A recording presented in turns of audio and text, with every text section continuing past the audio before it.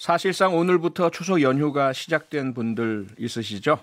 이번 추석은 코로나19 사태 속에 맞는 거라서 예년처럼은 아니겠지만 그래도 오랜만에 반가운 가족들, 친척들과 만나서 밥 한 끼 하는 분들도 많이 계실 텐데요. 과연 올해 추석 밥상머리에는 우리 사회 어떤 이슈들이 오르내리게 될지 장성철 공감과 논쟁 정책센터 소장과 얘기해 보겠습니다. 소장님 어서 오세요. 네, 반갑습니다. 네. 소장님은 이번 추석 어디 뭐 가십니까? 아니, 집에 주로 있으려고 그래요. 정은경 청장의 지시를 좀 잘 따라야 되겠다는 생각이 들었고요. 어르신들도 다 주위에 살고 계셔가지고 네. 그냥 간단하게 식사 대접만 하기로, 집에서 식사 대접만 하기로 그렇게 생각하고 있습니다. 네. 어르신들이 집으로 오시는 건가요? 네, 집으로 그러시구나. 네. 정치 평론 주로 하시니까 네. 그럼 어르신들 오시거나 혹은 뭐 다른 가족 친척들 만나시면 뭐 정치에 대해서 많이 물어보지 않으세요? 많이 물어보시는데 그분들이 저보다 더 전문가예요. 제가 이제 그런 평론 쪽의 일을 많이 하다 보니까 하루 종일 이제 그런 쪽의 프로그램들을 많이 보셔서 저보다 더 많이 아시는데 그분들 좀 불행해요. 왜냐면은요.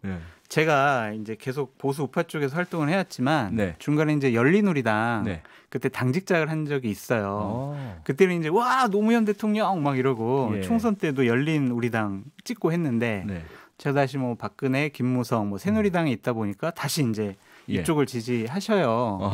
그러면서 참 제가 몹쓸 짓을 하고 있구나 그런 생각도 듭니다. 장성철 소장님 때문에 정치색이 이리 갔다 저리 갔다 하시는 그런 어려움을 겪고 계신다.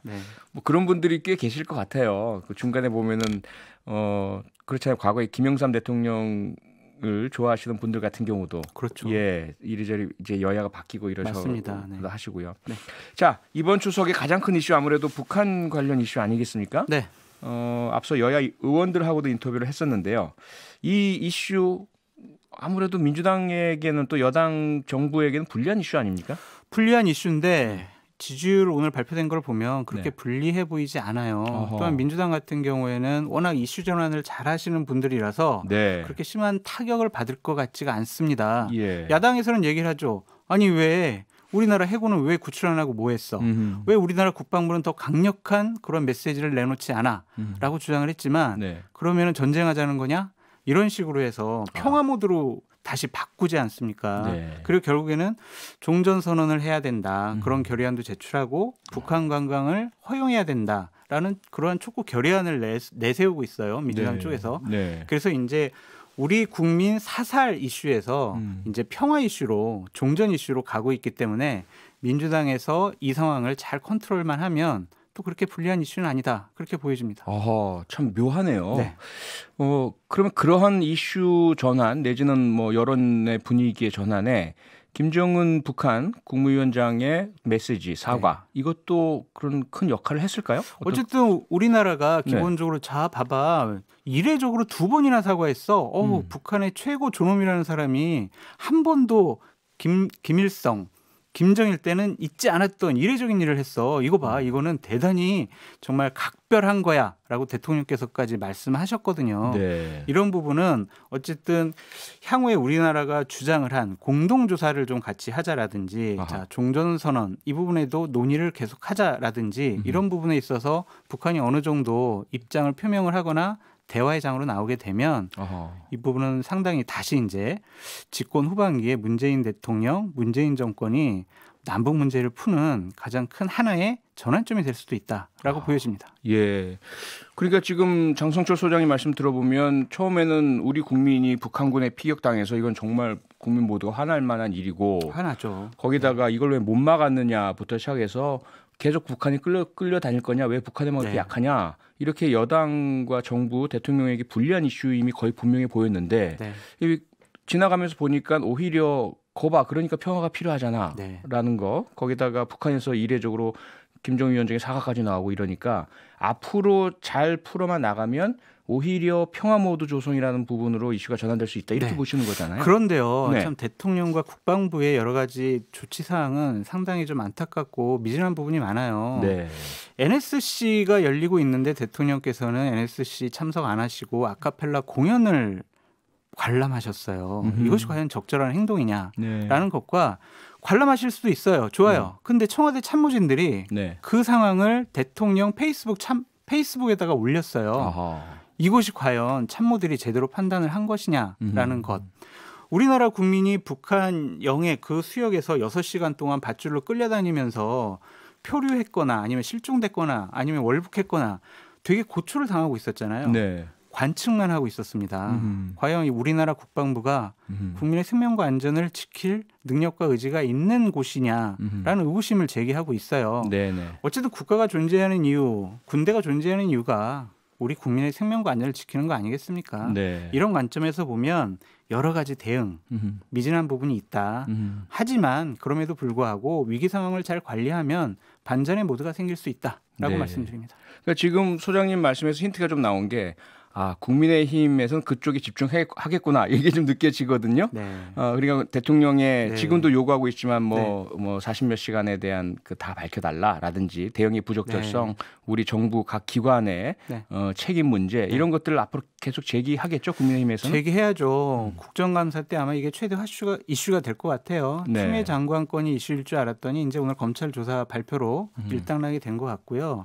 어차피 이제 이 부분만큼은 우리가 이제 평화를 추구해야 되고 네. 기본적으로 종전선언으로 가야 되고 뭐 이런 상황이긴 하지만 정부의 대응의 잘잘못은 분명히 짚고 넘어가야 된다. 그런 생각이 듭니다. 네, 그 양측의 여야 간의 공방과 또 각자 자기에게 유리한 국면으로 이슈를 끌고 가려는 노력들이 어떻게 전개될지 추석 이후가 참 궁금해지긴 합니다. 네.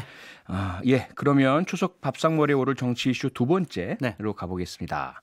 추석이 지나면 바로 국감이지 않습니까? 네. 이 국감 끝나면 바로 이제 국회는 내년 4월 서울시장, 부산시장 네. 보궐선거 네. 모두로 들어갈 것이 거의 명확히 보이고요. 그렇죠. 그렇게 봤을 때 우선 관심은 과연 여권, 즉 민주당에서 후보를 낼 것이냐.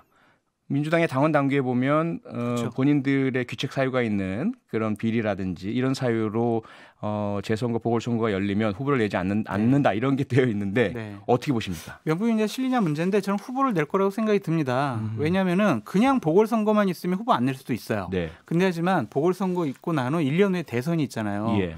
서울시장을 무기력하게 후보도 안 내고 졌어요. 그럼 대선에서는 아하. 서울이라는 가장 중요한 곳을 무기력하게 네. 잃어버렸을 경우에는요. 당원들이나 조직들도 상당히 동요할 수밖에 없어요. 예. 야, 우리 이러다가 내년 대선 이길 수 없는 거 아니야? 이러한 사기 저하도 나올 수 있고 이낙연 대표가 정치적인 승부수를 걸 거라고 저는 생각을 합니다. 네. 본인의 가장 큰 약점은 뭐냐면 나는 호남 출신으로서 과연 대선 때 영남 지역에서 네. 나의 경쟁력을 과연 친문들이나 당원들이 인정을 해줄 것이냐. 그 부분이 가장 지금 아킬레스건이잖아요. 예. 그렇다면은 제대로 된 후보를 내세워서 부산과 서울 지역에서 승리를 하거나 아니면 선전을 하게 된다면은 그래 이낙연이 호남 출신이긴 하지만 영남에서도 경쟁력이 있고 득표력이 있구나라는 것 때문에 이낙연 대표가 승부수를 걸 것이다라고 저는 전망해 봅니다. 승부수를 걸 것이다라고 한다면 무엇으로라는 질문이 당연히 네. 뒤따를 거 아니겠습니까? 네. 그럼 서울에는 어떠한 후보군, 네. 부산 영남을 특히 강조해서 말씀 주셨는데 네. 그렇다면 선전, 네. 뭐 승리하든지 아니면 선전이라도 할 수 있는 후보 어떤 후보로 예상하세요? 기본적으로 후보는요. 네. 비호감도가 높으면은요. 아무리 선거 전략을 잘 짜도 안 돼요. 예. 그래서 비호감도가 낮고 호감도가 높은 후보를 내세워야 합니다. 네. 그래서 저는 서울 같은 경우에는 양박, 부산은 양김 이런 식의 후보가 양박, 양김라는 생각이 듭니다. 그러니까 서울의 양박이라면? 직설적으로 말해도 되죠. 네, 말씀하십시오. 박영선 의원, 박영선 장관과 네, 박주민 의원 이 두 분이 예. 이제 서울시장 후보로 네. 나설 것 같고, 그다음에 부산 같은 경우에는 부산 지역에서 상당히 호감도가 높은 분들이에요. 네. 김영춘 의원과 김혜영 전 의원. 이러한 분들이 예. 나가면은 예. 인물 대교 구도상 이거는 상당히 국민의힘에서 어떤 후보를 내더라도 네. 괜찮은 후보를 민주당에서 내세웠구나라는 인식을 줄 수가 있다고 보여져요. 네. 그렇기 때문에 비호감도가 낮은 이런 분들을 결국에는 선정하지 않을까라는 생각이 듭니다. 그러니까 비호감도가 낮은 후보라고 주셨는데 이 두 조합이 대단히 묘합니다. 네. 서울의 박박도 경력차가 엄청나게 난 네. 박영선 중기벤처부 장관이야말로 네. 그야말로 여권에서는 그렇죠. 중진 중에 중진이잖아요. 그렇죠. 예, 그리고 아주 목소리도 강하고 세시고 박주민 의원은 신선하고 네. 재선이긴 하지만 상당히 뭐 개혁적인 것 같고요. 예, 젊은 후보고요. 없어 보여가지고 되게 동정심을 자극을 해요. 별명이 거지잖아요. 네, 뭔가 도와줘야지라는 그러한 동정심을 자극하기 때문에 그건 상당히 정치인으로서는 큰 장점이거든요. 그리고 뭐 이분이 뭐 민주당의 입장을 강하게 주장을 하긴 했지만 어쨌든 세월호 변호사라는 그러한 정말 국민들의 아픈 부분을 되게 많이 옹호해 주시고 변호해 주셨기 때문에 국민들이 인정하는 부분이 있거든요. 이런 부분에 대해서 아마 당원들도 경쟁력을 인정할 것 같다라는 생각이 듭니다. 그러면 두 분이 박박이 당내 경선을 한다. 누가 이길 것 같으십니까? 기본적으로 저는 박주민 의원이 더 가능성이 높다라는 생각이 듭니다. 왜냐하면 박영선 의원 같은 경우에는 순전히 저희 개인적인 생각입니다. 친문 세력으로부터 좀 비토를 받고 있어요. 아직까지도? 많은. 뭐 의원님 더 잘 아시겠죠. 전 잘 몰라요. 그러니까 그런 부분을 뭐 중소기업벤처 장관 하면서 얼마나 희석시켰는지는 모르겠지만 현재로서는 친문 세력의 거부감이 덜한 박주민 의원이 당내 경선을 하게 된다면 좀 더 유리해 보입니다. 자, 7812님이 문자 바로 주셨는데요. 그럼 국민의힘은 누가 유력할까요? 바로 그 대항마 누가 될 것 같습니까? 사람이 없어요. 국민의힘이 진짜 서울시장 후보 같은 경우에는 지형적으로는 유리해요. 지금 현재 상황에서 보면 지형적으로는 되게 유리해졌어요. 국민의힘 자체가? 지금 모든 여론조사를 보면은요. 서울 지역의 여론조사만 떼놓고 보면 대략 모든 여론조사에서 10% 내외로 민주당을 앞서고 있거든요. 근데 결정적으로 후보가 없어요. 근데 저는 이제 생각하는 게 결국 안철수, 유승민 이 두 분 중에 한 분이 나가면 되게 선전하고 이길 수도 있지 않을까라는 생각이 듭니다. 왜냐하면 안철수, 유승민 이 두 분은요. 박근혜 최순실이라는 그런 멍해가 씌워져 있지 않아요.